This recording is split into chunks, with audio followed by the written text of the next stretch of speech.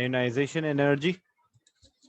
Today we'll discuss in detail the term first ionization energy. As we discussed, it is energy required to remove electron from a neutral gaseous atom.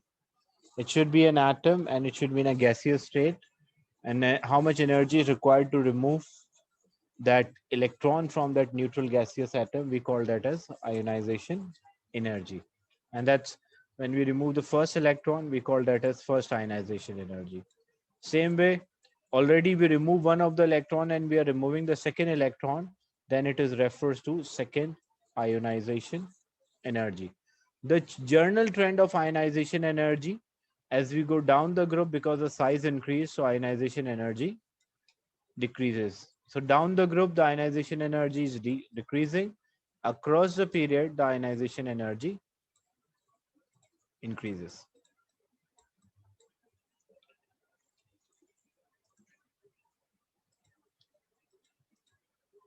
So factors that are affecting the ionization energy. Number one, there are three main factors. The attraction of the nucleus, the more proton in the nucleus, the greater the attraction, so higher ionization energy. Like example, if we compare the ionization energy of sodium, sodium is Na, which is 11 and 23. And magnesium, 12 and 24. When we draw the structure for sodium, the nucleus of a sodium, it will have 11 protons. But when we draw the nucleus of magnesium, it will have 12 protons. And here the attraction, because when we draw the structure, so for sodium first, second and third shell, first shell it will have 2 electrons, second shell it will have 8 electrons, and third shell it will have 1. For magnesium, first shell 2, second shell 8 will be there, and the last shell 2 electrons. So you can see here 12 protons are attracting the electron in the third shell, and here 11 protons are attracting the electron in the third shell. So which one will have higher ionization energy, sodium or magnesium? Which one have a greater attraction from the nucleus or experience a greater attraction from the nucleus?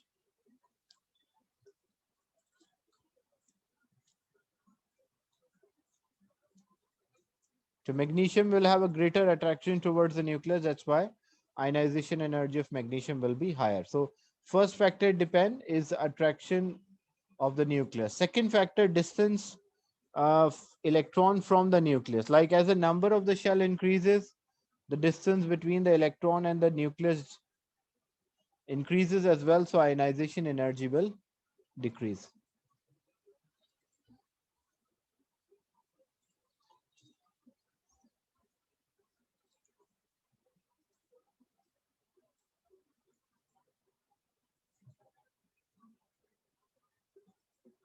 So example, you have two different elements which are having different numbers of shells. Element 1 is having 2 shells, but element 3 is having 3 shells. So as you can see, electron in the second shell will be closer to the nucleus, where as compared to electron in the third shell. So which one have a higher ionization energy? A will have higher ionization energy compared to that of B. So the reason, because greater distance between the nucleus and electron, so weak attraction, small amount of energy can remove this electron out from the atom. The third factor depends on the shielding effect. Shielding effect means how many inner shell electrons are there. That's also refers to shielding effect. So for example, if we are talking about this electron, so for this electron, how many inner shell electrons are there? 1 and 2. Because electrons are like charges repel. So this will have weak repulsion. But when you check B, it will have more inner shell electrons, or more electrons are there inside the shell. So greater the number of electron, greater the repulsion, and greater the repulsion, greater the shielding effect. So higher shielding effect means lower ionization energy. So shielding effect of attraction of the nucleus, as an electron in the outer shell is repelled by the electron in the inner shell, which weaken the force of attraction from the nucleus. So that's why the ionization energy. Higher shielding effect means lower ionization energy.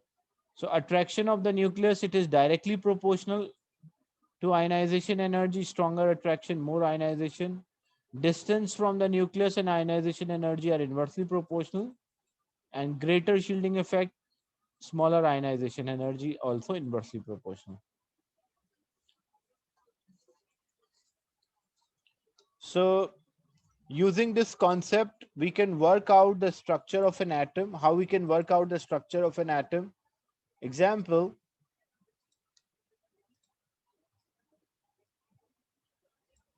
so we have sodium,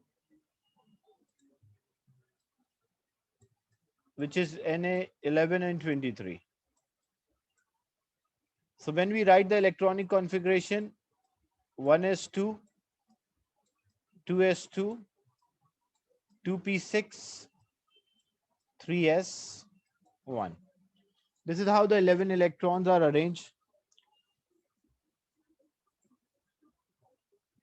So when we sketch a graph for removing the electron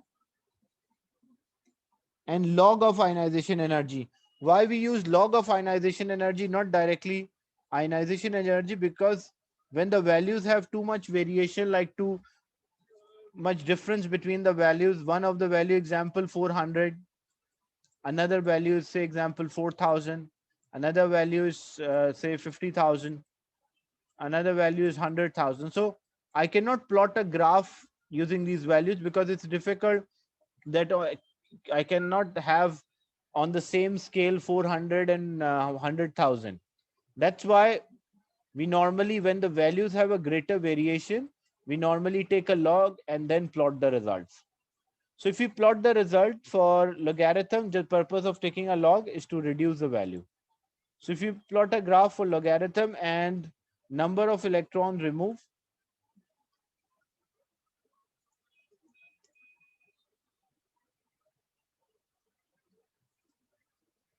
so because there are 11 electrons, so we should remove 11, 1, 2, 3, 4, 5, 6, 7, 8, 9, 10, and 11. Now what happened whenever we remove the electron is always removed from the last shell. So which electron will remove first? We'll remove electron from 3s because that's the outer shell. So when the electron is removed from 3s, example, this was the energy. This is just an example. Then the second electron is removed from 2p. You can see here, this is the electron removed from third shell, and the second electron is removed from the second shell, and second shell is closer compared to that of third shell. So there will be a greater difference between the first ionization energy and the second ionization. Why there is a greater difference between first and second ionization? Because you remove the electron. This was a nucleus of the sodium and it contained 3 shells.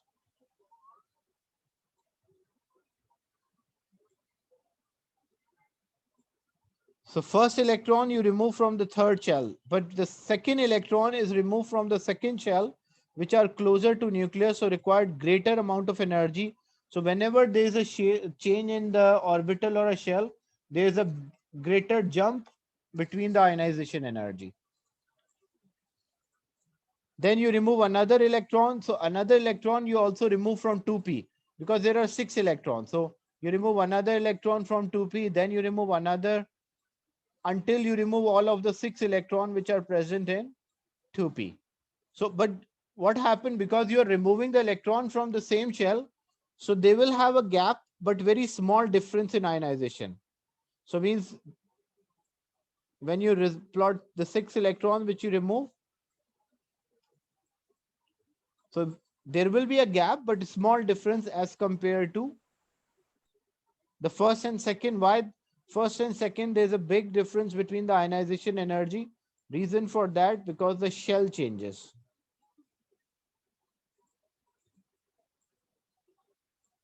And then you remove electron from 2s. So 2s also orbital change, but the shell remain the same.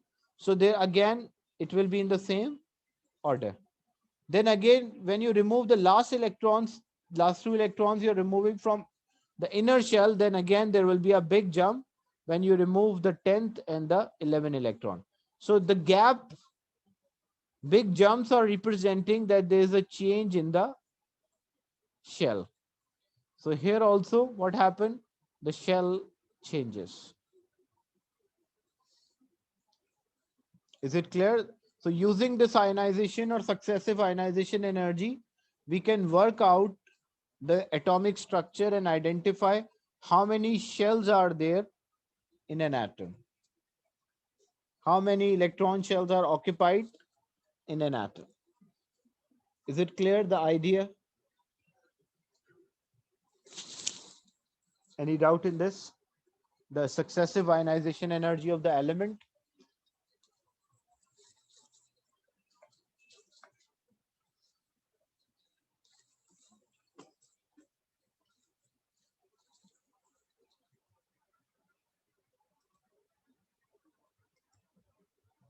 Same way, if instead of sodium, if you was having aluminium,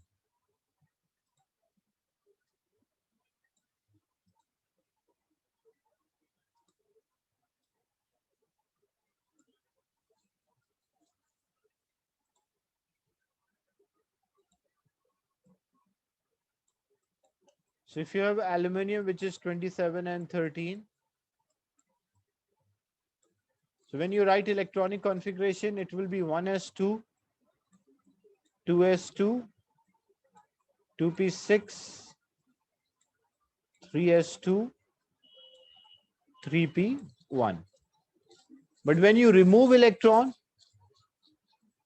the electron is always removed from the last shell. So the first electron which is removed is from 3p.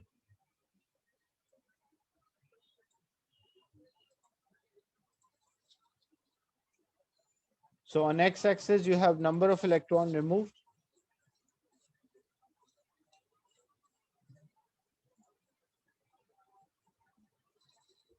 And in y-axis, you have log of ionization. Why, again, I repeat, why we take a log? Because there is a greater difference between the ionization energy. Too much difference is there. So on logarithm scale, it reduces the difference between the values.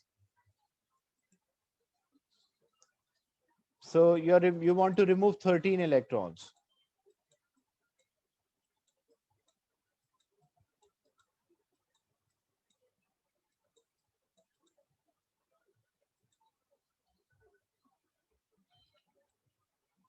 What is a log? Actually, log is a mathematical function which is used to reduce the value. Like example, if you have 4,000, okay, if you have 40, say 400, you have 14,000, you have 25,000. It will be difficult to plot these values on the same grid. So normally we take a log of the value to reduce the number. So when you take log 400, what's the answer of log 400? You have calculator, you can, what's the answer for log 400?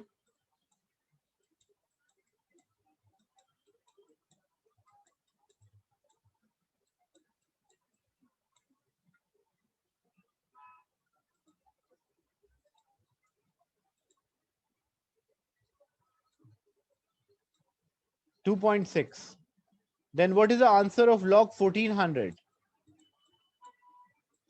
Log 4,000, 1,400.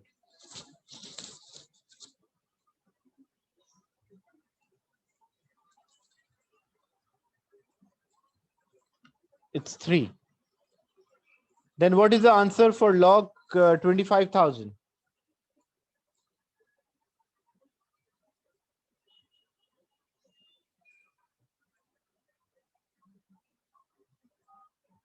Log,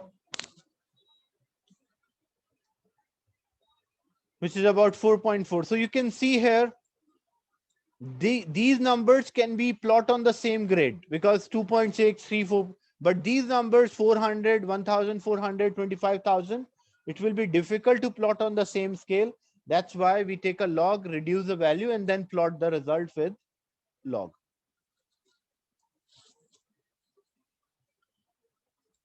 So is it clear the concept of the log?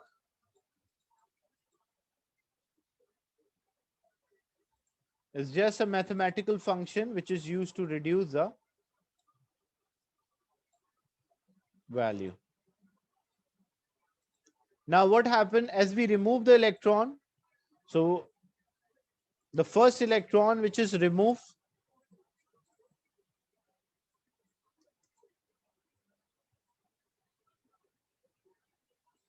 the first electron which we remove is from 3p. So first we remove from 3p.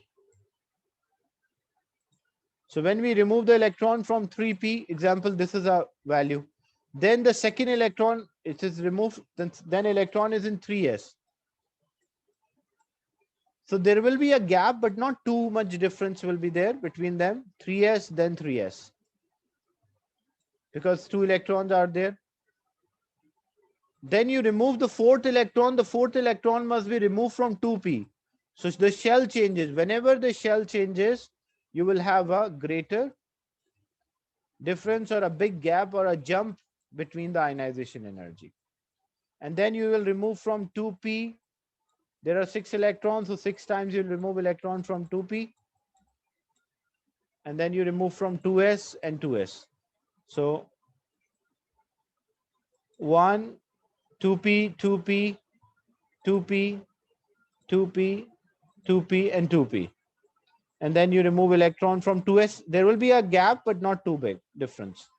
And then you remove from 1s. So the moment you remove electron from 1s, again, what you will have a greater jump. So how you can identify the jump shows that there's a change in the shell. Using this, you can identify the group and the number of the shells you used. So you can identify because there's a big jump after 3, so it belongs to group 3. After completing a topic, we'll do some topic-wise papers, questions, so you will have a better understanding of this. Any doubt till now? Is it clear the concept of ionization energy and why there's a gap or the jump?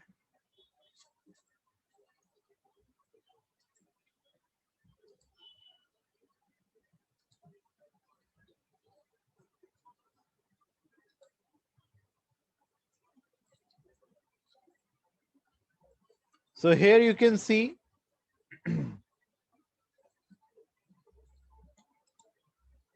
first ionization energy linked to electronic structure. These are the 4 electrons removed. Then you observe a jump. So when you observe a jump, you can identify that there's a greater jump between the 4th and the 5th. So which group this element belongs to? This element belongs to group 4. Why it belongs to group 4? Because the electrons which are removed, are removed from the last shell. So this is a number of electron in the last shell. So you're removing 4 electron from last shell. That's why it is group 4. And you can see 590 approximately. This is double 1100, 4500 and 4940, then 6400. And then when you will find a big jump between them, so just shows a greater difference is there between them. So shows that the shell changes. Whenever there's a change in the shell, you can identify the number of electrons from the last shell. Using this, you can predict the group of that element. If it is double or less than double, it is same shell. But if it is more than, like the increase, when you check this increase in value, if for example, if this value was 18,000, so you can see double of this is 12,000, but this is approximately 18. This is not 8,000, this is 18,000. There's a greater gap. That's why shows the number of electron in the last shell are 4. Then the first ionization energy, you have to learn this pattern, but it's not like only learning. You can understand this as well. How you can understand this pattern? Normally, what happened to ionization energy? As we go down the group, ionization energy decreases. As we move across the period, the ionization energy increases across the period. So, but why some abrupt changes are there? You can see this is not the correct, this is not following the order. Why they're not following the order? So you can understand with a simple concept. First period of a periodic table, we have hydrogen and helium. Hydrogen electronic configuration 1s1, helium electronic configuration 1s2. So it's having a complete shell and it's closer to the nucleus. The helium contains 2 protons. So 2 protons are attracting electron in the first shell, where hydrogen 1 proton is attracting electron in the first shell. So helium will have stronger force, and it has a complete shell. That's why the ionization energy of the helium will be more than hydrogen. That's why the highest value of the ionization energy for first ionization energy for the element is for helium. So this is for first period. Now elements of second period, when we take the elements of second period, what are the elements of second period? We have lithium, beryllium, boron, carbon, nitrogen, oxygen, fluorine, neon. These are the elements in the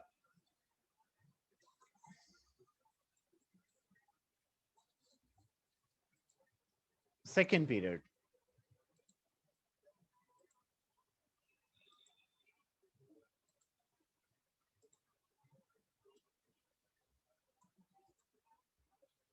So as we move across the period, what is the journal trend? The journal trend, ionization energy increases, or ionization energy should increase. But what we observe that beryllium, boron is not following the same trend, as it should be higher, but boron is having a lower ionization energy than beryllium.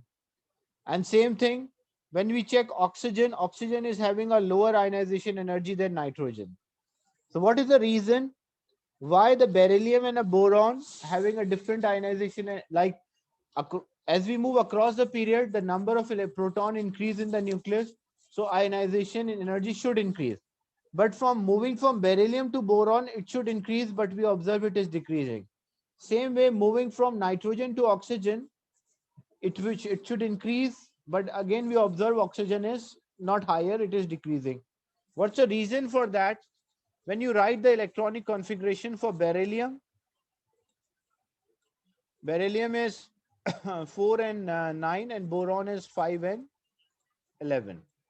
So when you write the electronic configuration, it is 1s2, 2s2. But when you write for boron, it is 1s2, 2s2, 2p1.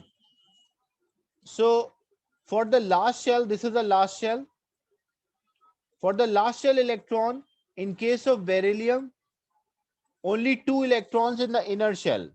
But in case of boron, there are 4 electrons in the inner shell. So which one have a greater shielding effect? Boron will have a greater shielding effect. So as it will have greater shielding effect, and I told you shielding effect and ionization energies are inversely proportional. So due to greater shielding effect, boron, even though there are more protons, but because there is a shielding effect, that's why it does not follow the same trend. It should be higher, but it's not higher. It does not follow the same trend because of shielding effect. So the difference why boron having a lower ionization energy than beryllium, even though it has more protons, but the reason is that because boron is having more inner shell orbital electrons, which result in a greater shielding effect, reduce the ionization energy. Is it clear the why there's a gap difference between beryllium and boron?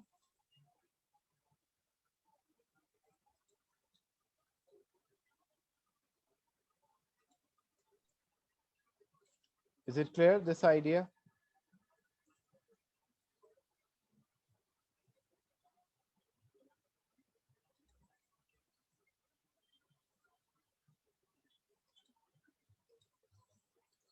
Then when you check between nitrogen and oxygen, why nitrogen and oxygen are not having the same or does not follow the same trend? So for that is related to the pairing of electron, like electron in a box model. So when we draw nitrogen is 7 and 14. So when we write electronic configuration, it is 1s2, 2s2, 2p3. So the electron in a box model for nitrogen,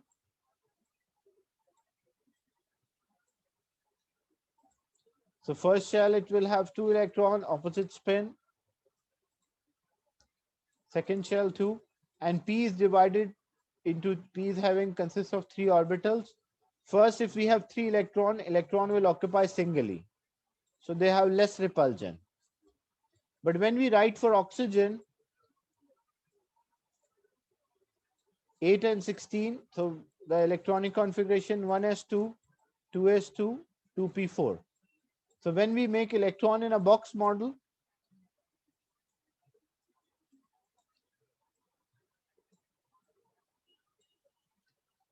so oxygen, this shell 2 electron, the second shell 2.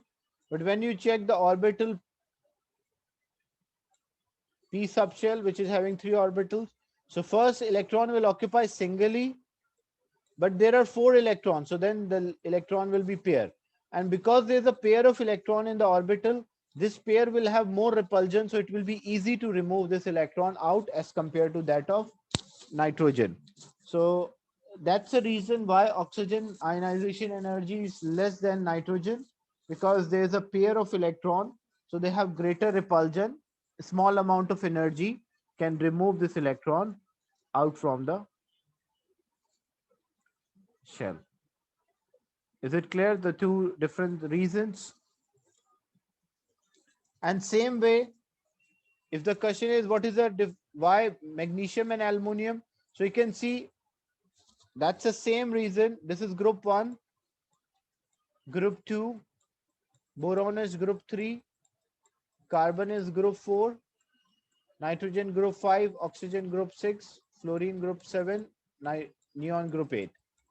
That's a period 2 and groups. And same way, group 1, group 2 is magnesium, group 3 is aluminum. So again, you will find group 2 and 3 from moving from group 2 to group 3 across the period, what we like moving across the period, and the group number will change, the period will remain same. So you will observe that 2 and 3 again they have a gap.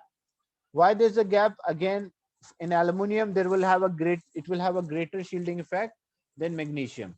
Then when you check group 4, phosphorus group 5, sulfur group 6.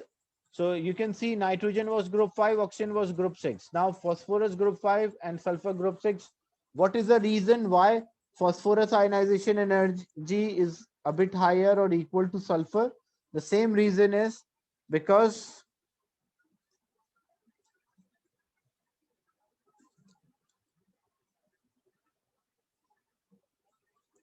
the same reason is there, because it will have a pair of electron in the orbital, so they will have greater repulsion. Due to this greater repulsion, electrons can be removed easily.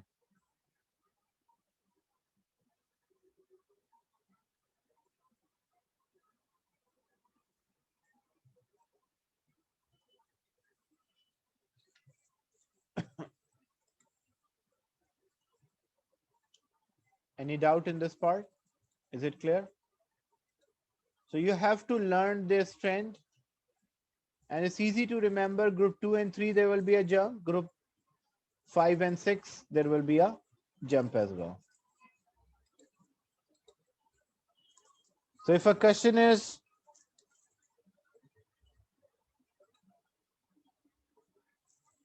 Why helium?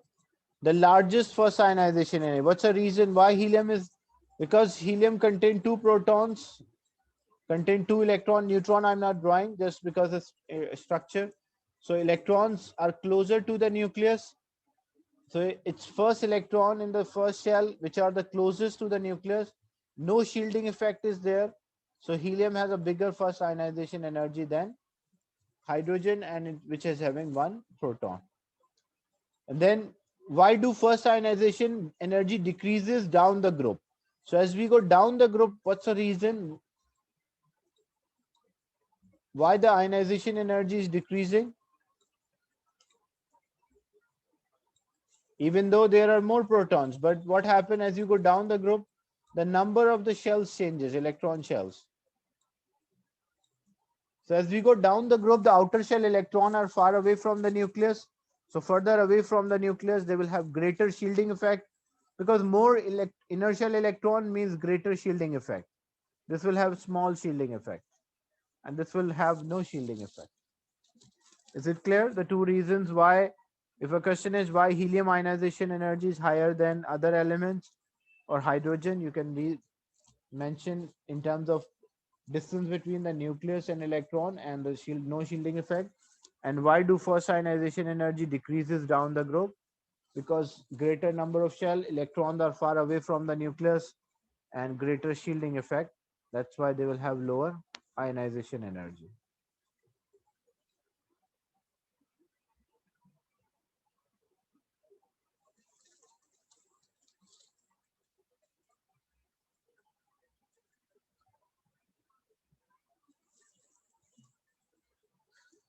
Then why is there a journal increases first ionization across? Generally, ionization energy increases across the period, but we observe like for group 2 and 3 element, on group 4, 5 and 6 element, it does not, but generally it increases. So what is the reason why it increases across? So as we move across the period, there are more protons. As a greater the number of the protons, greater attraction for the same shielding effect. Why same shielding effect? Because, like example, if we say, we discuss why sodium ionization energy is smaller as compared to magnesium, or magnesium is having higher. So when we draw the structure,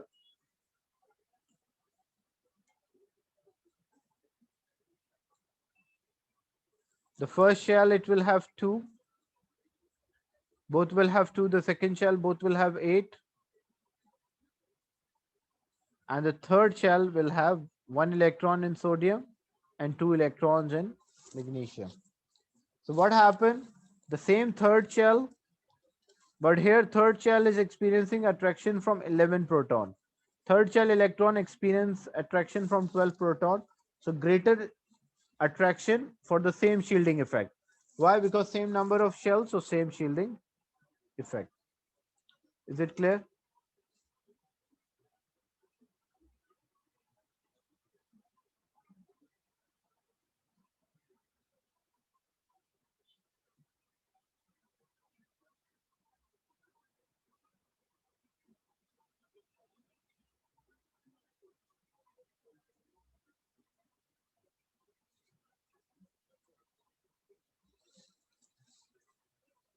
Any doubt in this part?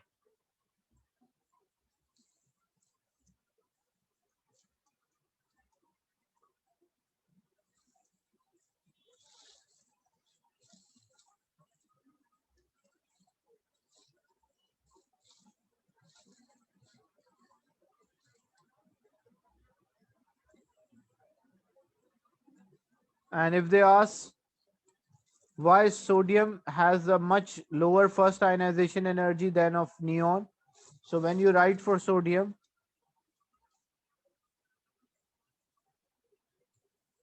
so sodium is having 3 shells,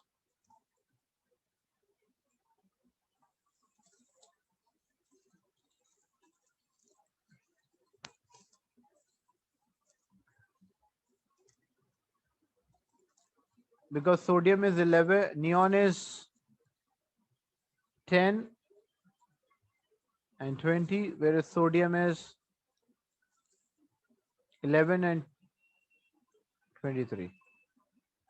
So in case of sodium, you're removing electron from 3s, the third shell, but where in case of neon, you're removing electron from second shell. So which one have a greater shielding effect, sodium or neon? Here you have 8 electrons, complete shell is there. Which one have a greater shielding effect, sodium or neon?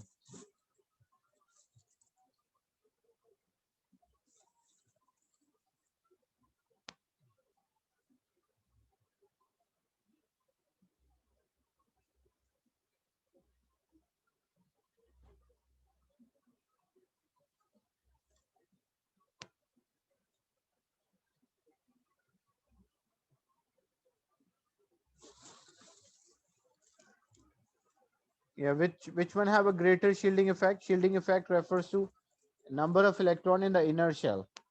So in case of neon, only 2 electrons in the outer shell is there, last shell, and inner shell only 2 electron. But in case of sodium, the first shell is there and the second shell, which is having 8, so more inner shell electron, greater shielding effect. So greater shielding effect, uh, less attraction towards the nucleus.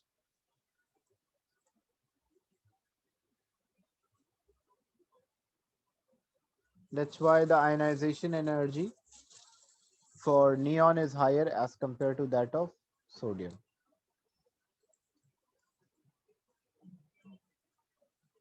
The shielding effect for sodium is greater. Shielding effect means like when you leave the outer shell electron, ignore the outer shell electron and check how many electrons are there in inner shell. That decides the shielding effect. So if I leave the last shell, in case of sodium, means there are total 10 electrons. When I leave the last shell, in case of neon, only 2 electrons. So that's why neon is having a smaller shielding effect, where sodium is having a greater shielding effect.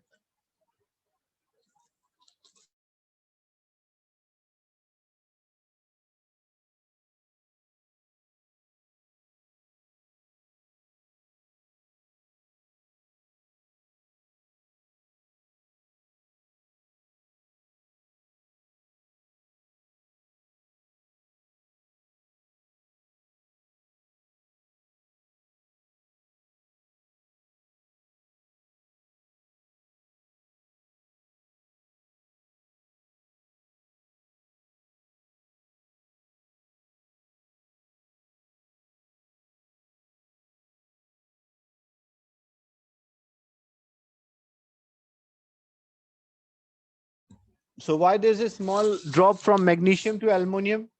So what's the reason why this is a small gap here? Magnesium and aluminum. So when we write the electronic configuration for magnesium, it's 1s2, 2s2. Magnesium is 12. So 1s2, 2s2, 2p6, 3s2. When we write for aluminum, it will be 1s2, 2s2, 2p6, 3s2, 3p1. So when you leave the last shell and check how many inner shell are there, electron. So here you can see 10 electron. Here in this case, you see 12 electron. So which one have a greater shielding effect? Aluminum will have a greater shielding effect. Higher shielding effect means lower ionization energy. So aluminum or last shell electron is in 3p, whereas magnesium it is in 3s. So electron in 3p shell are slightly easier to remove because higher energy or slightly shielding effect is there, or small shielding effect for 3s as compared to 3p. So ionization energy of aluminum will be smaller as compared to that of magnesium. Is it clear?